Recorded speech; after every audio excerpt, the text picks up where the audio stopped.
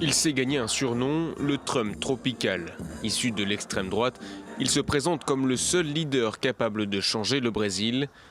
Après avoir réchappé d'une tentative de meurtre début septembre, Jair Bolsonaro arrive largement en tête du premier tour de l'élection présidentielle et joue la carte du rassembleur.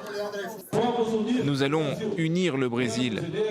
Blancs et noirs, homo et hétéros, père et fils, nordistes et sudistes, hommes et femmes. Nous unirons et défendrons le Brésil.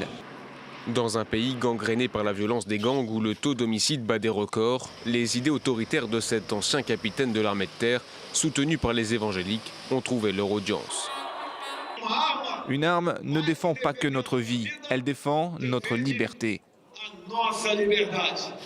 Né en 1955 à Sao Paulo, Bolsonaro n'a que 9 ans lors du coup d'État de 1964. Il grandit sous une dictature stricte et choisit d'intégrer l'infanterie parachutiste avant de grimper les échelons militaires. En 1986, il signe un article qui demande une revalorisation des salaires dans l'armée. Cela lui vaudra 15 jours de prison, mais Bolsonaro fait désormais figure de porte-parole des soldats.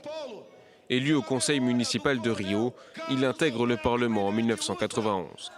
Aujourd'hui, à 63 ans, il parle de la dictature avec des accents nostalgiques et promet de nombreux ministères à d'anciens chefs militaires. Son projet pour le Brésil, diriger le pays d'une main de fer en rétablissant la peine de mort et en donnant de plus grands pouvoirs à la police. Malgré les risques de dérive, les positions fermes de Jair Bolsonaro séduisent une grande partie du Brésil.